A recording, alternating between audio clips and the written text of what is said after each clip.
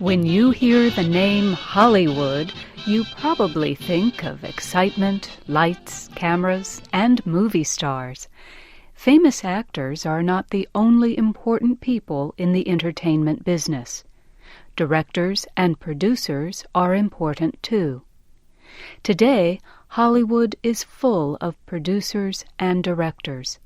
However, very few are as famous and successful as Hollywood's first motion picture businessmen, Cecil B. DeMille, Samuel Goldwyn, and Louis Mayer.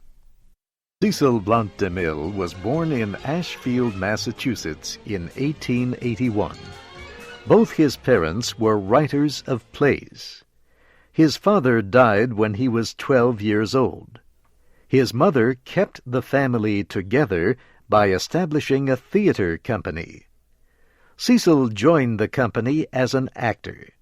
He continued working in his mother's theater company as an actor and manager until 1913. That year, he joined Jesse L. Lasky and Samuel Goldfish to form the Jesse L. Lasky Feature Play Company. Goldfish later changed his name to Samuel Goldwyn. The three men started making motion pictures immediately. They loved working in the movie business. They were deeply interested in its creative and financial possibilities. DeMille, Lasky, and Goldfish began working on a movie version of the popular American Western play Squaw Man. DeMille urged that the movie be made in the real American West. He chose Flagstaff, Arizona. DeMille and the company traveled to Flagstaff by train. When they arrived, DeMille thought the area looked too modern. They got back on the train and kept going until they reached the end of the line. They were in a quiet little town in Southern California. The town was called Hollywood. DeMille decided this was the perfect place to film the movie. Squaw Man was one of the first full-length movies produced in Hollywood. It was released in 1913 and was an immediate success. DeMille is considered the man who helped Hollywood become the center of the motion picture business. He quickly became a creative force in the new movie industry.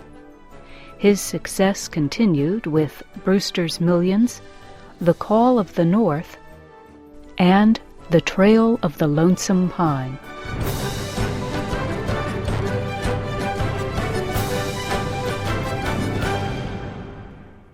Cecil B. DeMille was among the very few filmmakers in Hollywood whose name appeared above the title of his movie. His name was more important to moviegoers than the names of the stars in the movie. DeMille's movies were known to be big productions. He combined a lot of action, realistic storytelling, and hundreds of actors to make some of Hollywood's best movies. He made many kinds of movies, including westerns, comedies, romances, and ones dealing with moral issues. DeMille gained a great deal of fame with the kind of movie known as an epic. An epic tells a story of events that are important in history. DeMille's epic movies were based on the settling of the American West, Roman history, or stories from the Bible. His first version of the historic film The Ten Commandments was a huge success among silent films in 1923. In 1956, he released a new version of The Ten Commandments to include sound. It is broadcast still on American television during the Christian observance of Easter. Cecil B. DeMille produced and directed 70 movies. In 1949, he received a Special Academy Award for 37 years of brilliant showmanship. He died of heart failure in 1959. One of DeMille's last films was The Greatest Show on Earth.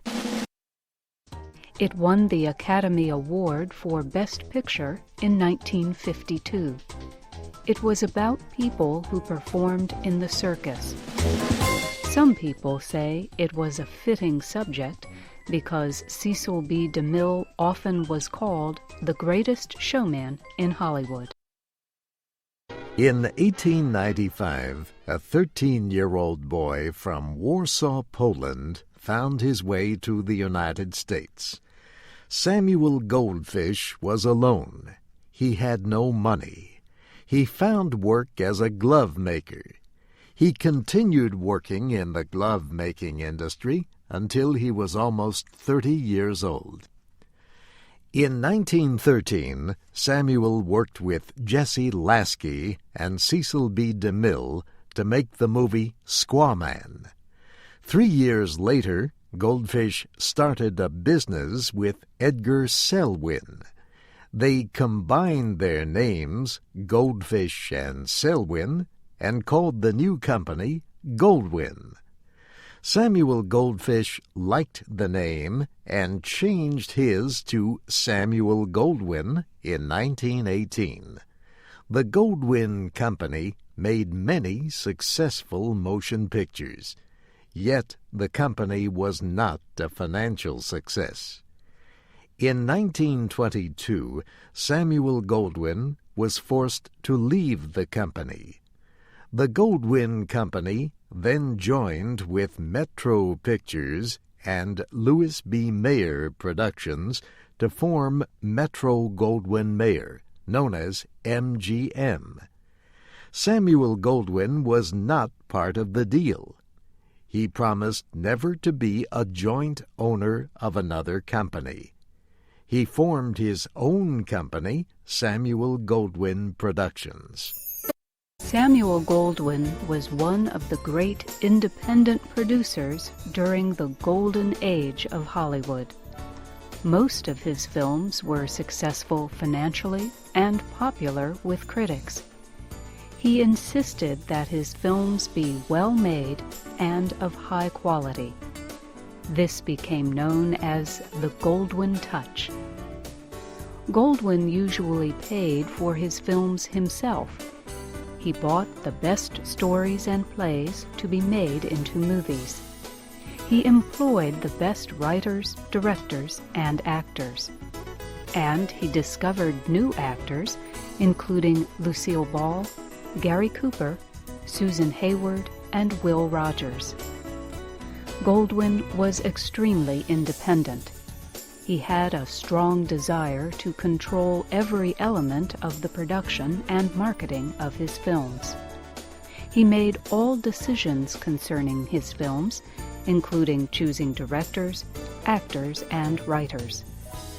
His best films include The Little Foxes, The Best Years of Our Lives, and Porgy and Bess. His movies received many Academy Awards. Samuel Goldwyn was known also for his sense of humor. He created funny expressions. In Hollywood, they are known as Goldwynisms. One of his most famous expressions was, "Include me out." In 1946, Goldwyn received the Irving Thalberg Memorial Award for his excellent movie productions during the Academy Award ceremonies that year. He died in 1974. Samuel Goldwyn was in the movie business for almost 60 years. He is considered one of the most influential film producers ever. Louis B. Mayer began as a theater operator in Havermill, Massachusetts in 1907. Over the next several years, he bought more theaters. Soon he owned the largest group of theaters in New England. In 1917, Mayer formed his own movie production company. In the early 1920s, Louis B. Mayer Pictures joined two other companies to form Metro-Goldwyn-Mayer. Mayer was appointed vice president and general manager of Metro-Goldwyn-Mayer.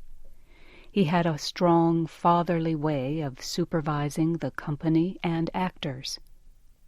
The company had some of the biggest names in show business, including Judy Garland, Clark Gable, Katharine Hepburn, and Elizabeth Taylor. A popular expression used at the time was MGM had more stars than there are in heaven. MGM produced some of the most popular movies of all time, including The Wizard of Oz, Gone with the Wind, and The Philadelphia Story. In the 1930s and 1940s, Louis B. Mayer was the most powerful businessman in Hollywood. He earned more than $1,200,000 a year. He was paid more than anyone else in the United States. In 1950, Mayer received a Special Academy Award for excellent service to the motion picture industry. He died in Hollywood, California, in 1957. He was 72 years old. Cecil B. DeMille, Samuel Goldwyn, and Louis B. Mayer are remembered for their excellent movies and their continuing influence in the motion picture industry. They led the way for movie producers and directors of today and those still to come.